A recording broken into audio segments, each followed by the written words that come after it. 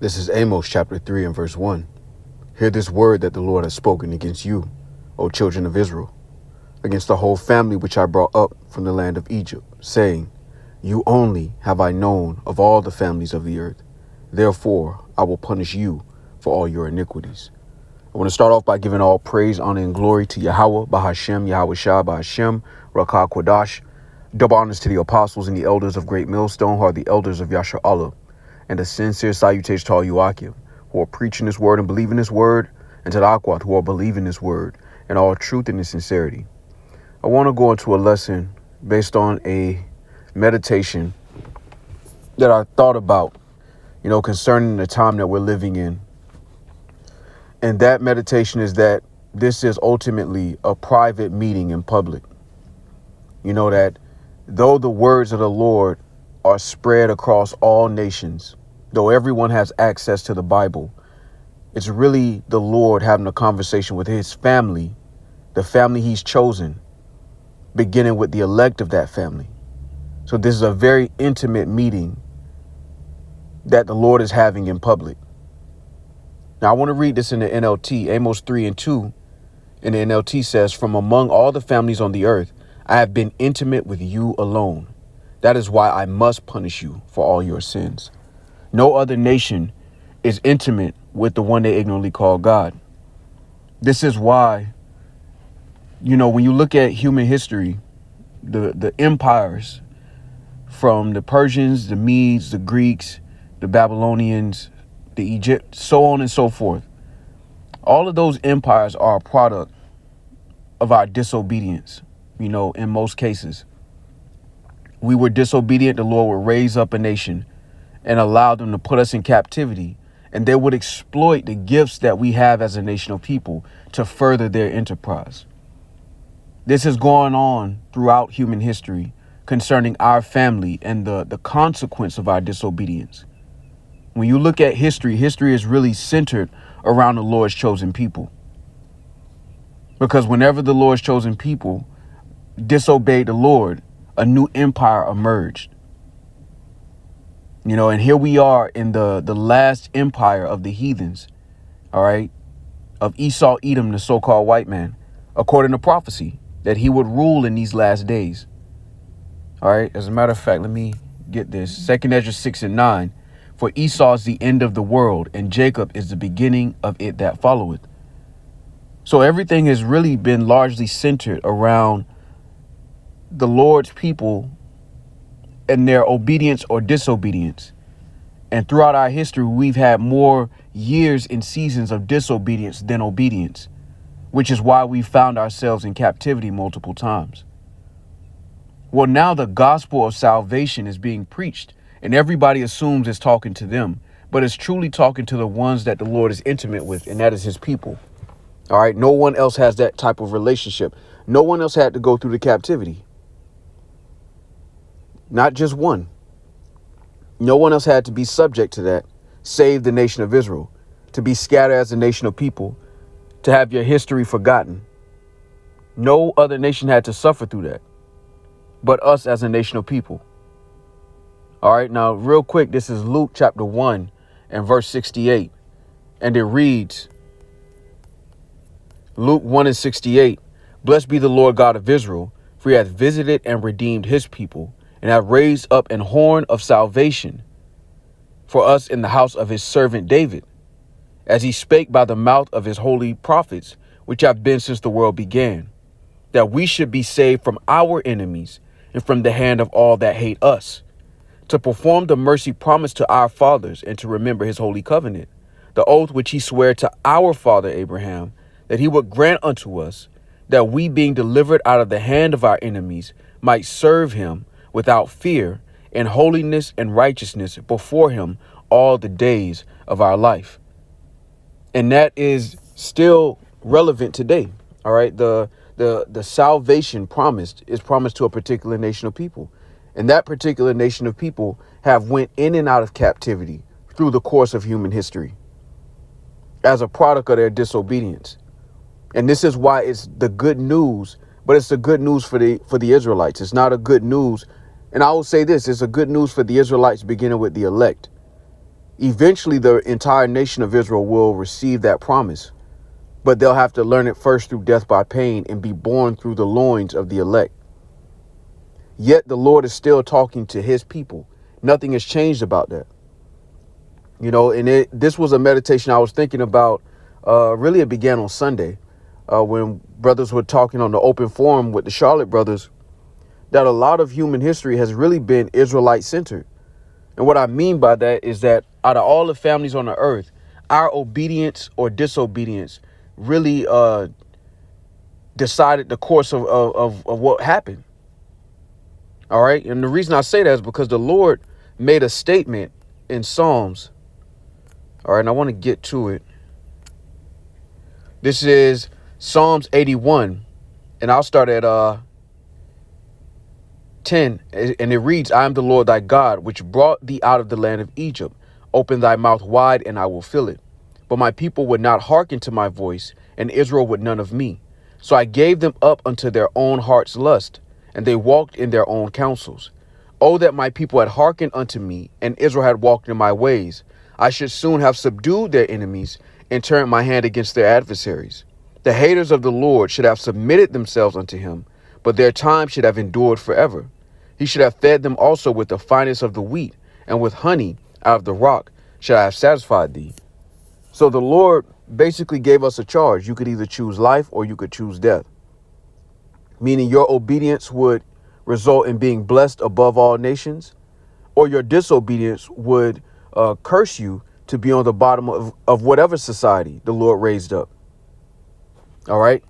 So you are either going to be blessed and obedient, or you are going to be cursed and put into captivity. And as a product of those captivities, nations were able to increase their enterprise for a moment, because all of these empires rose and fell. Yet, the Lord charged these kingdoms to put us in captivity for our disobedience. Some of them were nicer about it than others through the mercy of Yahweh Shema Shai. But I say that to bring it back to the point that this is a family affair. And this is something the world has lost sight of because they don't really understand the context of the Bible. They think that the Bible is talking to everybody, to all nations, and they forget what actually happened in the Old Testament, what was promised, and what would happen according to prophecy. All right, real quick, this is Deuteronomy 15:6 to hit the point.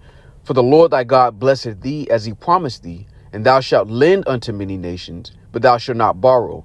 And thou shalt reign over many nations, but they shall not reign over thee. And the Lord is still talking to that family. All right, this is why when you go to the book of Daniel, it mentions the kingdom not being left to other people. All right, because it's not going to be a rainbow coalition. No, the nations are going to submit themselves unto Yahweh Shai, whom the world ignorantly calls Jesus, and the nation of Israel as joint heirs under him. All right, it's not going to be a rainbow coalition. It's not going to be a NATO in the kingdom of heaven where everybody get to vote on the course of the earth. No.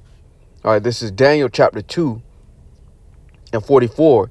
And in the days of these kings shall the God of heaven set up a kingdom which shall never be destroyed. And the kingdom shall not be left to other people, but it shall break in pieces and consume all these kingdoms, and it shall stand forever. So the kingdom that will never be destroyed is promised to the Israelites. It's not promised to I'll say it this way. The kingdom of heaven is promised to the Israelites under the only begotten Son, whose name is Yahweh Shai. But amongst the nations on the planet, there's only one nation who was promised a kingdom that would last forever. And that is the nation of Israel under Yahweh Shai.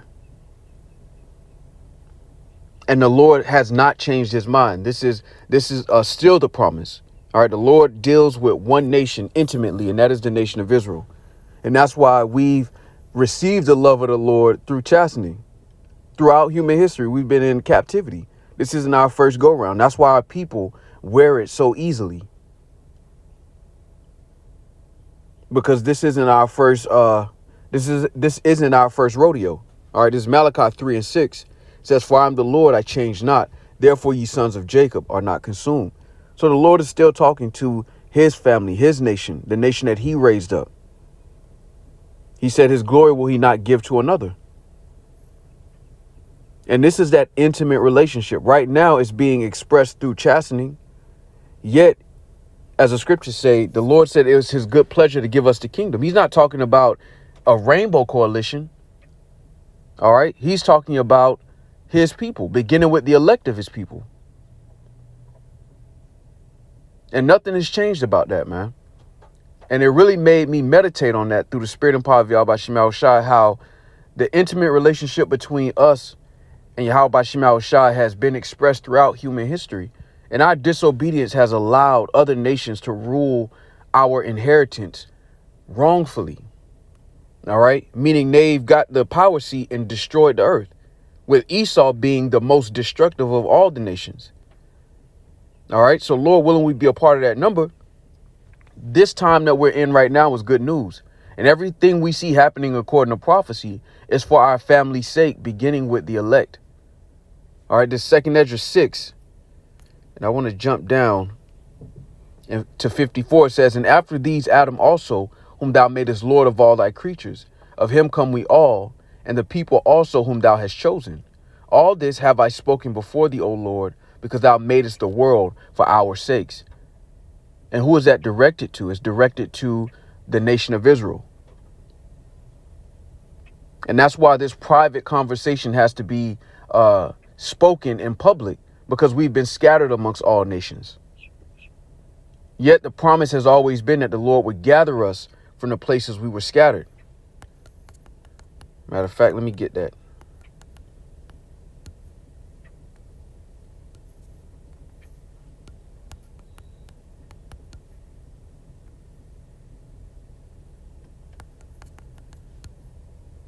It's in Jeremiah. Yep. It's Jeremiah 31:10. Hear the word of the Lord, O ye nations, and declare it in the isles afar off, and say, he that scattered Israel will gather him and keep him as a shepherd doth his flock. And that's what the salvation is about. The Lord gathering his people, beginning with the elect from wherever we were scattered. That hasn't changed. The Bible has always been directed towards the Israelites. It was never inviting other nations into a heritage that was not theirs. If that was the case, everybody who called themselves Christians would fall under the curses. They would be subject to the reproach of being a so-called Negro, Latino, or Native American in Babylon the Great, which is America, and wherever you're scattered. That everybody would be the tail and not the head. That everybody would have to go into captivity with chains. But that's not the world we live in today. We live in a world where you Negroes, Latinos, and Native Americans are mocked no matter what nation it is. The so-called Chinese, the so-called Japanese, the Arabs, all right, the so-called white man, of course, the so-called Africans, all have a mocking reproach. They all have some proverb or byword to call you Negroes, Latinos, and Native Americans, which fits the curses. The Lord made us a reproach. All right, but this is the good news, that the Lord is coming to redeem us through the spirit and power of Yahweh Shema Shai. And it's always been about the Lord and his family. Everybody else is just in the way. It's always been about that. That's why the Lord has set up the prophets last as a world appointed unto death, to give the proper understanding. And as in the days of old, our people refuse to receive that correction. All right, so Lord willing, this was edifying. With that, I want to give all praise, honor, and glory to Yahweh, Bahashem, Yahweh Shai, Bahashem, Rakah Quadash. Double honors to the apostles and the elders of Great Millstone, who are the elders of Yasher Allah, and a sincere salutation to all Yuakim, who are preaching this word and believing this word, and to the Akwath, who are believing this word in all truth and in sincerity.